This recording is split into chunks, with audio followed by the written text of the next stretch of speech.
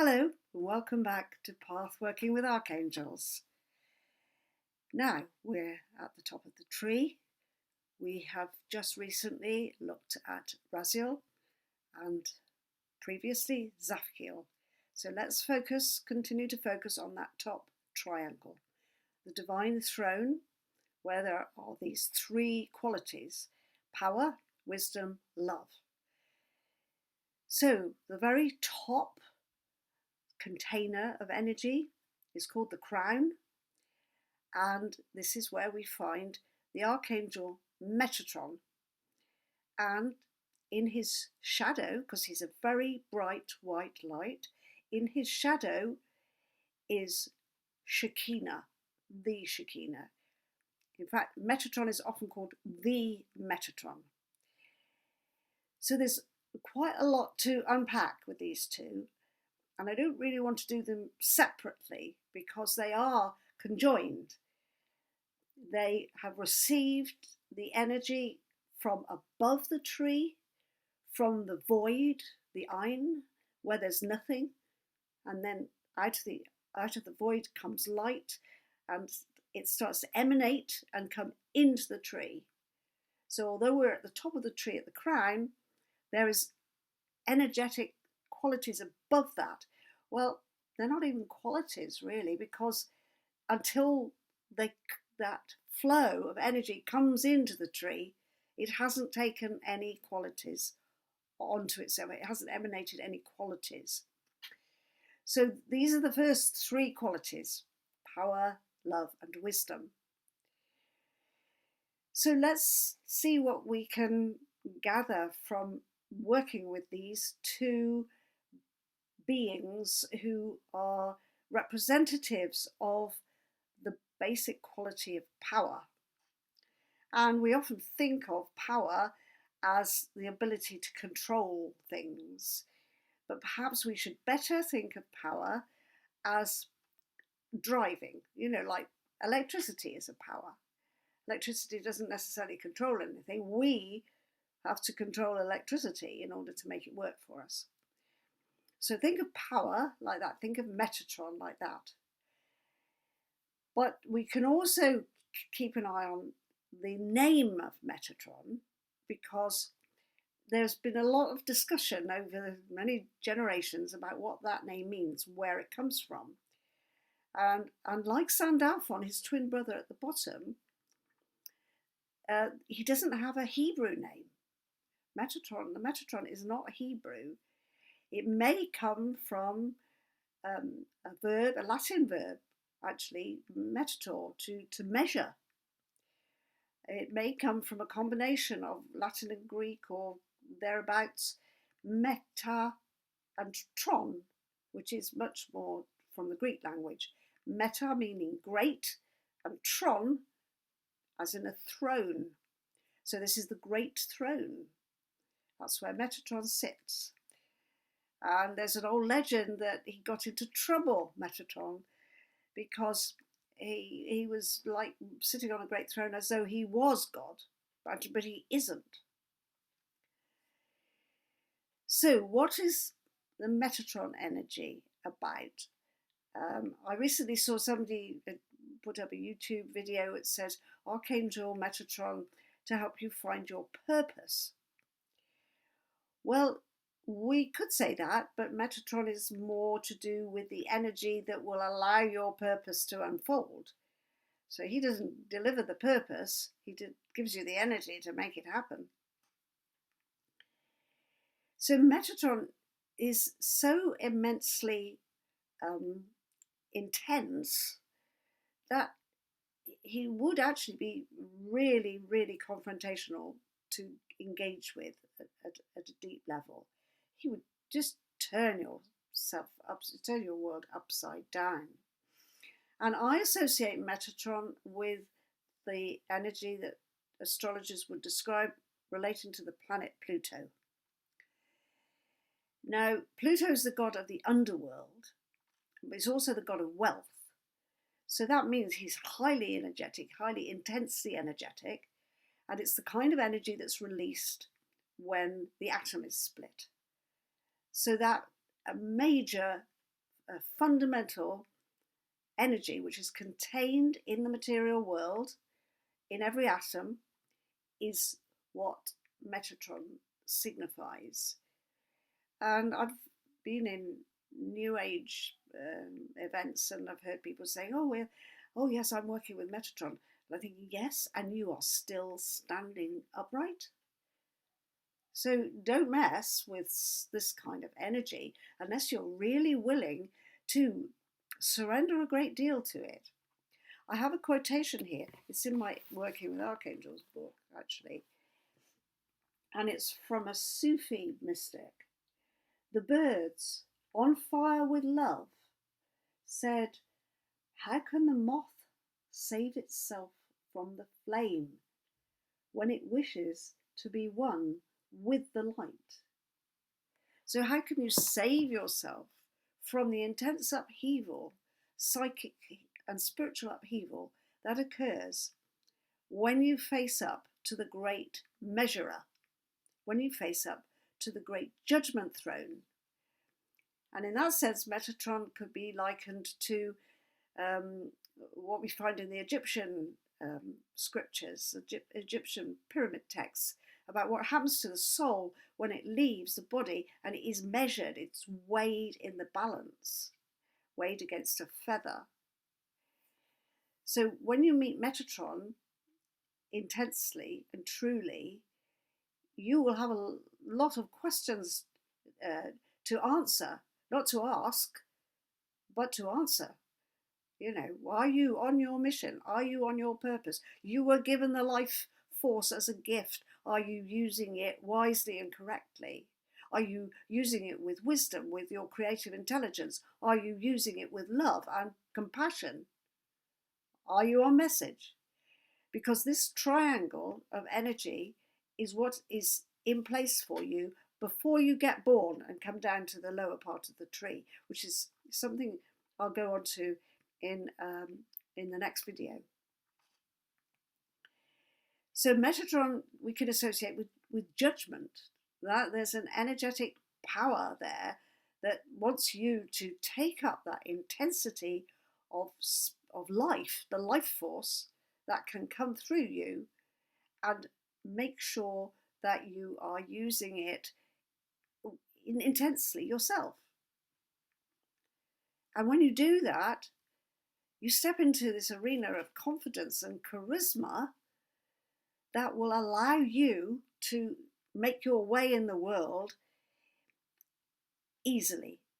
But intensely finding it is the challenge. That's the difficult bit, actually, because most of us have been trained not to be in touch with that. Most of us have been trained to think, don't go there, right? Because it's too challenging. And we want to keep things on the surface. We want to keep things psychologically safe.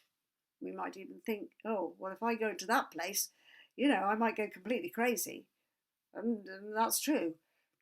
But that could be good for you, right?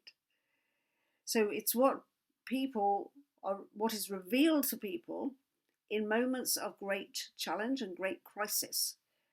There's this immense light. To go back to Pluto, let me tell you about the Greek name for this lord of the underworld.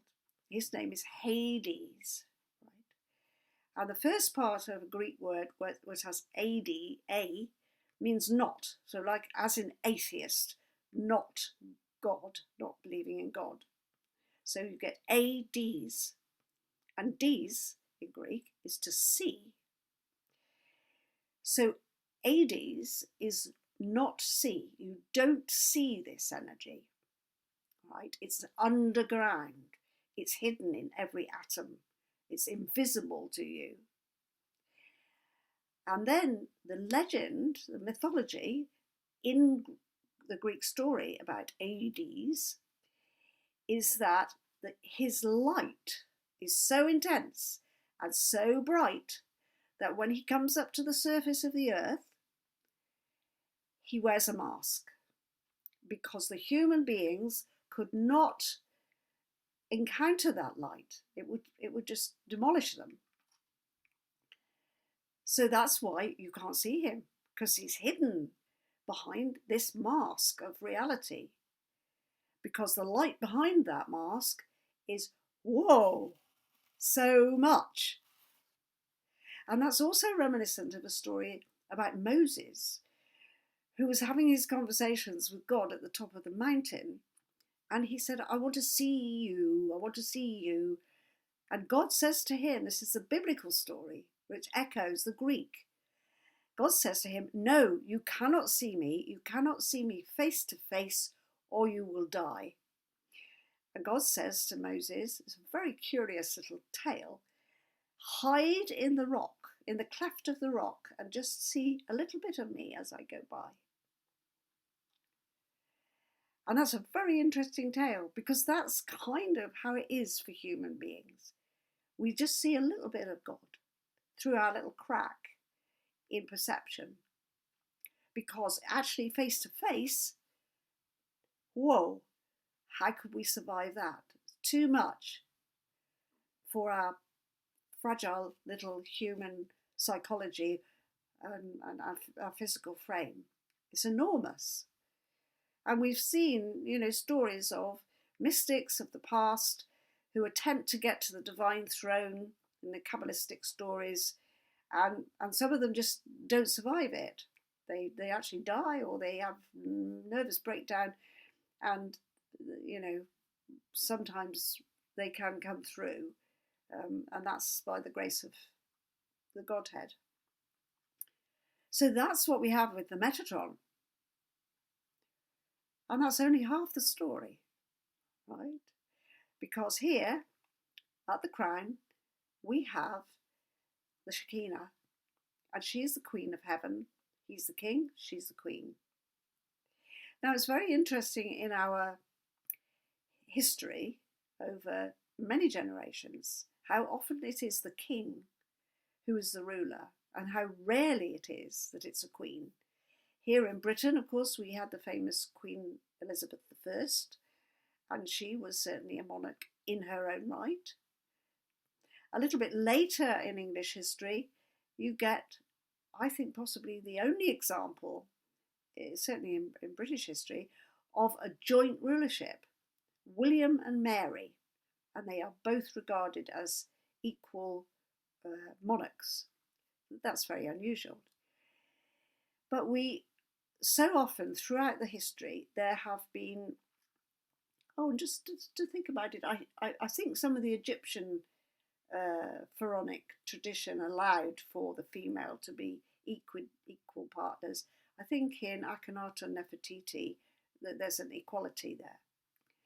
But that's so unusual, because the queen is usually regarded as in the background. They say behind every great man there is a great woman.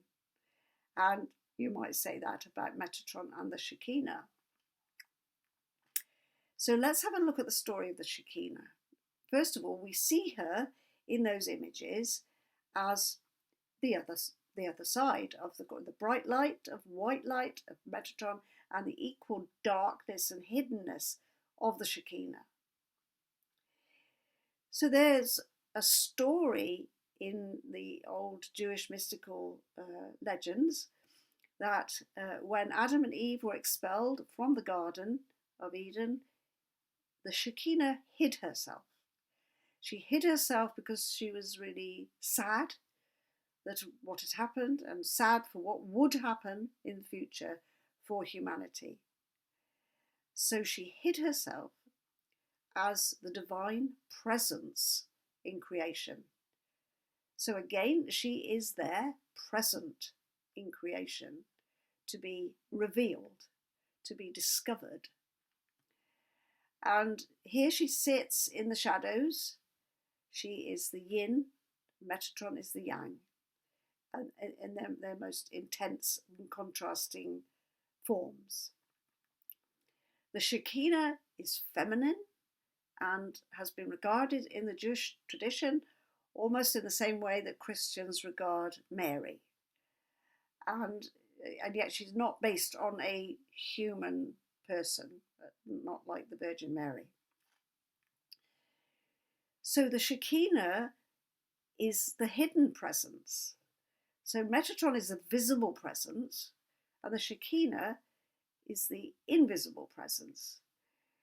So let's think of them as partners. And by the way, just briefly, the planet Pluto has a moon that goes around it. So she would perhaps be the equivalent of that moon. That moon is called Charon, but I won't go into that too much now. But we can see this is a partnership, just as we will again discuss further down the line, so this one doesn't get too long, just as Sandalphon and Oriel are a partner, or they are partners, or they should be. So the Shekinah will come in this quiet, intense, but compassionate, merciful quality to her, and she will reveal things to you that are hidden behind this cloak of invisibility. And you can work with the Shekinah in the same way that you might want to work with the divine feminine as an abstract quality, and then you can give the Shekinah this name. The Shekinah's name is Hebrew, and it comes from a Hebrew verb which means to settle. They use it for birds in a nest, which I think is really beautiful. It's the same kind of verb, that there's something settling about it, something containing and loving about it. And of course, when she branches off to go down the yin pillar, the next thing that she appears to us as is Zafkiel, right? So just as the Metatron, the next thing he appears to us as is Raziel. So you can see this amazing triangle of energy, and all of them, even the top one we can call power, all three of them have to work together in your life to give it the basic foundation. Even though it's at the top of the tree, it's like a foundation from which everything else can emerge. You can also see this as what happens before you're born, right? So you're kind of powered up in order to come down into a human incarnation. So I hope I've covered enough for you now to get the feeling of these two as an immensely powerful partnership. And just because Metatron is the bright white light, the one you go, oh, whoa, and the Shekinah is reclusive or retreating, is yin. So from the Taoist point of view, the active action of the activity of life is with Metatron. Then the retreat from action into receptivity is contained in these two. So they are working together. You can imagine them just like the yin-yang symbolism that you get in the Tao. So that you've got the white light and the dark side, the dark shadow, and of course each one contains that little dot of the other. So they're in this beautiful relationship, and both of them are significant and powerful, and that's how you should approach them. So I think I said earlier in this series, if you want more stuff about all the things I'm talking about, get a hold of Working with Archangels. Get it from Amazon. You can get it secondhand or full price. And once you've got it, if you send me your proof of purchase, I will allow you to get the audios that go with it without having to pay for them. So remember that. And one more little thing that I'll read to you before we go. This was a very beautiful piece of poetry that came from a lady who did a lot of work with Divine Feminine here in Wales. There was a tiny, tiny little chapel, really charming chapel, on the Welsh coast, and I went to visit it a few years back and met this lady, Anne Hill. And during the meditations that they had there, it was a Christian chapel, but it was quite alternative Christian, if you like. And she started to get these messages from someone she called the Lady of the Mountain. And of course, they were close to a mountain. And this is what how the poem goes.